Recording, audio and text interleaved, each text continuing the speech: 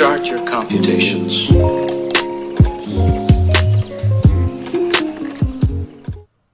Assalamualaikum warahmatullahi wabarakatuh.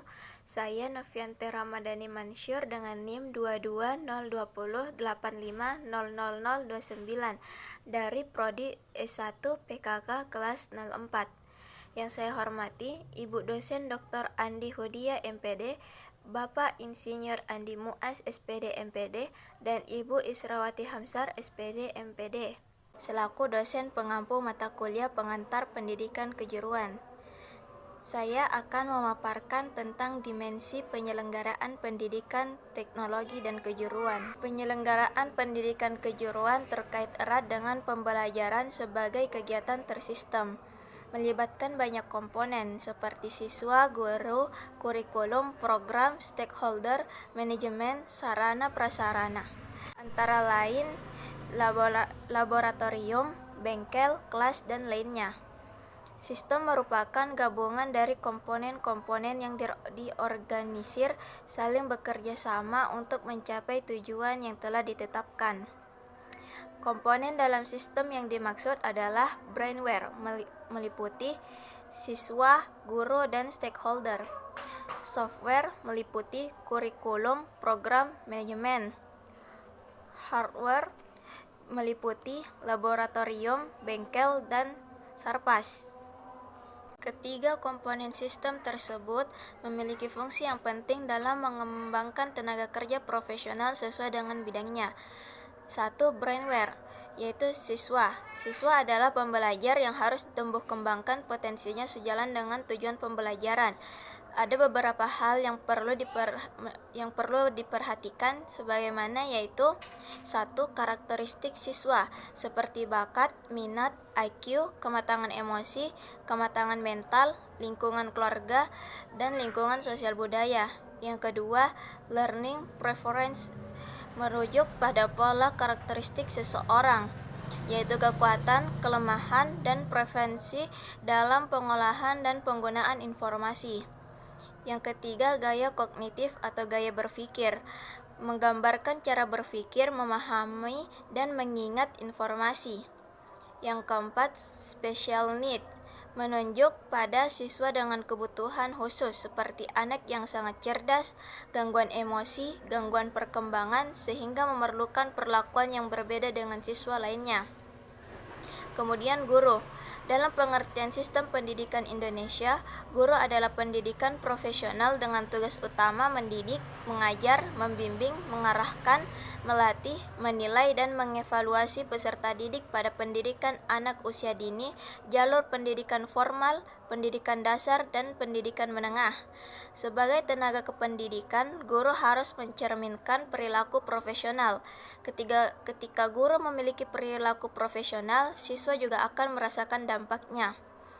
Sebagai syarat berperilaku profesional, guru secara legal harus memiliki kualifikasi mengajar sesuai dengan perundangan yang berlaku, memiliki pengetahuan yang memadai tentang bidang studinya dan tata cara mengajarkannya, menunjukkan sikap bakat dan tata nilai yang mampu mendorong perilaku siswa ke arah yang positif. Kemudian, stakeholder, pemangku kepentingan yang terkait dengan pelayanan pendidikan dan pelatihan. Stakeholder dapat dikelompokkan menjadi stakeholder internal, meliputi siswa, guru, kepala sekolah, staf, tata usaha, dan yang kedua stakeholder eksternal yang meliputi pemerintah dan masyarakat. Pemerintah diwakili oleh para pengawas, dinas pendidikan, wali kota atau bupati, departemen pendidikan dan kebudayaan, bahkan sampai menteri pendidikan. Kemudian masyarakat yang memiliki kepentingan dengan sekolah yaitu orang tua siswa, ahli pendidikan, pengguna lulusan, dunia industri dan dunia usaha, serta lainnya. Stakeholder memiliki peran penting bagi kelangsungan penyelenggaraan pendidikan kejuruan. Yang kedua, software, yaitu kurikulum. Kurikulum merujuk pada apa yang diajarkan, apa yang harus dan seharusnya diajarkan. dan yang dapat diajarkan untuk mencapai standar kompetensi lulusan. Secara konseptual, kurikulum adalah suatu respon pendidikan terhadap kebutuhan masyarakat dan bangsa dalam membangun generasi muda bangsanya.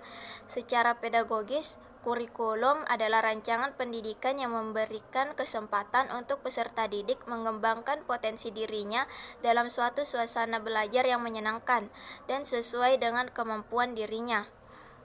Kemudian, secara yuridis, yaitu kurikulum adalah suatu kebijakan publik yang didasarkan kepada dasar filosofis bangsa dan keputusan yuridis di bidang pendidikan. Kemudian, program pada pendidikan kejuruan dikembangkan untuk mendukung pencapaian kompetensi kerja lulusan. Program yang ditawarkan merupakan program yang memberi keterampilan, pengetahuan, sikap, kerja, serta pengalaman, wawasan, dan hubungan untuk mendapatkan pekerjaan yang sesuai dengan pilihannya. Dengan demikian, program pembelajaran tidak cukup dikembangkan untuk di kelas saja, tetapi dibutuhkan program yang melibatkan dunia kerja, di mana mengkombinasikan antara pemberian pengalaman belajar di sekolah dan pengalaman kerja di industri. Kemudian manajemen dimaksud pada tata kelola sekolah berdasar pada tata aturan yang berlaku, seperti manajemen berbasis sekolah, sekolah berbasis ISO, International Organization of Standardization, dan lainnya. Manajemen dapat diartikan sebagai pengelolaan sumber daya sekolah yang meliputi siswa, pendidik, dan tenaga kependidikan, sarana prasarana, kurikulum, dana, organisasi, pembelajaran baik teori maupun praktek, masyarakat, dan dunia usaha dan dunia industri. Yang ketiga yaitu hardware, yaitu laboratorium. Laboratorium merupakan salah satu sarana pendukung perilaku ilmiah bagi siswa dan guru untuk meningkatkan pemahaman tentang ilmu pengetahuan ataupun teori-teori. Terdapat 3 tipe laboratorium untuk sekolah teknik dan kejuruan, yaitu 1. Unit laboratory, 2. General unit laboratory, dan yang ketiga General laboratory. Unit laboratori difungsikan untuk membekali pemahaman dalam bidang yang luas, namun spesifik dan mendalam. Peralatan yang tersedia diselaraskan untuk keperluan perusahaan, seperti perusahaan otomotif, robot, pengelasan.